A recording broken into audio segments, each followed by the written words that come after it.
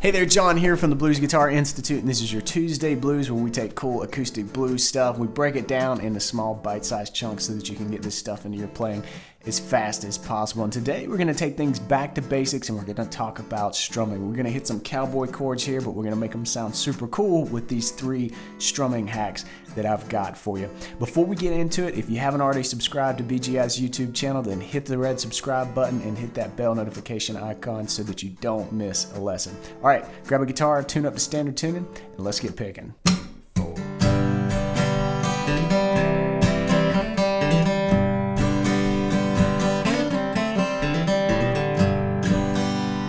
Now, there are several things that you can do to add some life, add some spice to your strumming, but we're going to focus on 3 of them today. And the first one is what you just heard, and it's chord embellishments. Those are the little hammer-on licks that you heard in between the chords. So like this little deal, where I'm strumming through a G and I've got a basic sort of down, down, up, down, up pattern going that I'm strumming through, but instead of doing that constantly, I'm adding some life to this piece by throwing in this little lick here. And it's just a hammer on up to the E on the 4th string. And no matter if you play your G like this or like this, you've got a finger here, whether it be your index finger, if you play it in this form, or if you play it like I do, you can use your middle finger to do this little hammer on. And it's making use of this open D note, hammering up to the E, and then rolling through to that G.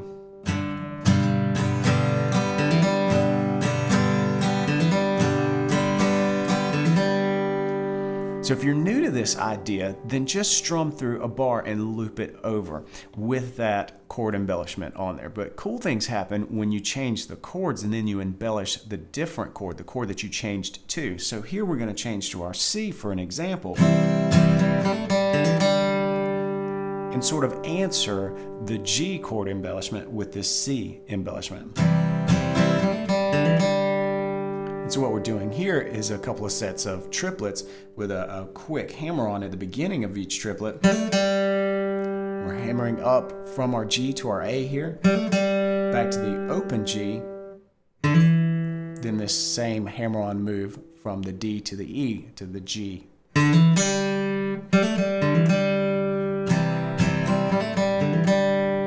But I did add one other thing, and that's this cool little slide up into this part. This is really the top part of a G major triad.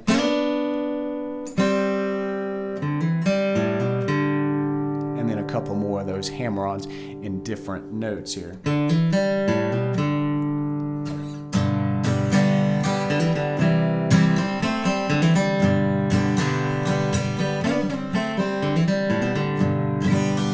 Now the next thing that you can use to really spice up your strumming is to vary the attack. And I mean this in a couple of different ways. So let's break it down. The first way that you can vary the attack is by playing a little harder or a little softer. You don't want your strumming to sound like this, just real plain and flat all the way through.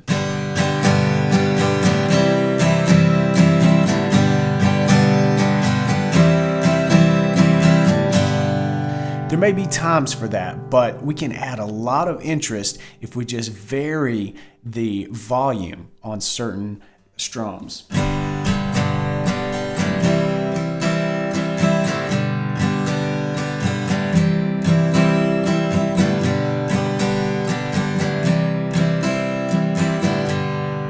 And the other thing that I'm doing instinctively there is I'm not attacking, meaning picking through all 6 strings at one time. So even on this big G chord, which you could very well play all 6 strings, I'm strumming through the bottom part on the downstrokes typically, and then catching just the top few strings on the upstrokes. It adds some nice coloration to the strum.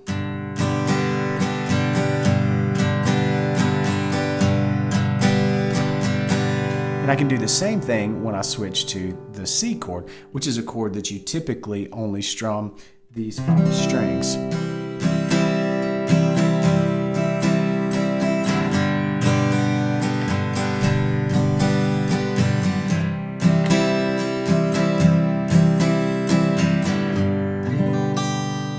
third and final strumming hack that we're going to cover here today is all about accentuating the 2 and the 4, the backbeat. What I mean by that is if you stick in 4/4 time, like this piece that we've been strumming along to, you would count out a measure like this: 1, 2, 3, 4.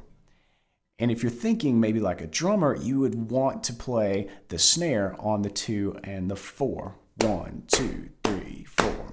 So the 2 and the 4, that's where the backbeat feel comes in. It's used a lot in rock and roll music, and it works great when you're strumming along to lock in with the band if you're playing with a band, or if not, to create the illusion of one by having that rhythm coming out of your guitar. So listen to this example and listen out for the 2s and 4s, and you'll hear how I'm getting this sound. I'll come back and tell you about the technique that I'm using.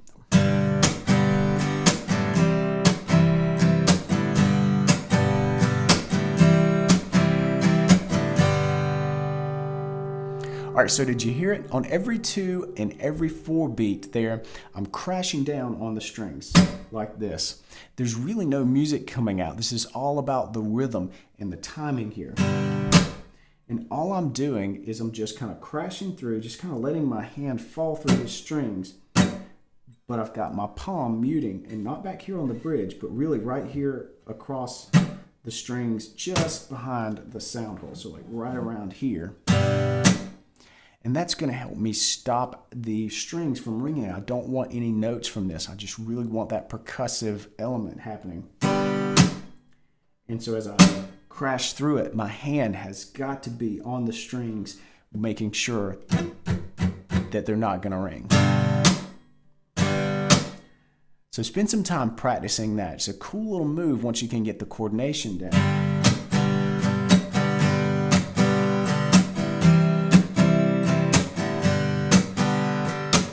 To me, it really mimics that snare drum pop. And that's a great way to add a little lift to your strum. All right, so there you go. There are 3 ways to really help you out with your strummings. Again, this is a back to basics lesson. If you're new, this is a great thing to get down from the very beginning. A quick recap, what you're gonna wanna do is to add little chord embellishments. They're really smart sounding and a whole lot of fun to play while you're keeping the rhythm going. Secondly, you can vary the attack, meaning you can play with more dynamics. You can play loud some and soft some. You can also strike only part of the chord, so striking partial chords. And then thirdly, you can add that cool little snare pop on the 2 and the 4 for a way of really giving this thing some rhythmic lift. All right, that's it for this lesson. If you dig it, give us a thumbs up and make sure you hit that subscribe button on YouTube. Come back for next week for more cool acoustic blues lessons. And if you want to go further, build a solid foundation in the blues, then check out the Acoustic Blues Jumpstart course. I'm giving away 3 lessons from this premium level course. All you gotta do is head over to the website on your screen and get started. Thanks for watching. Practice smart and play on.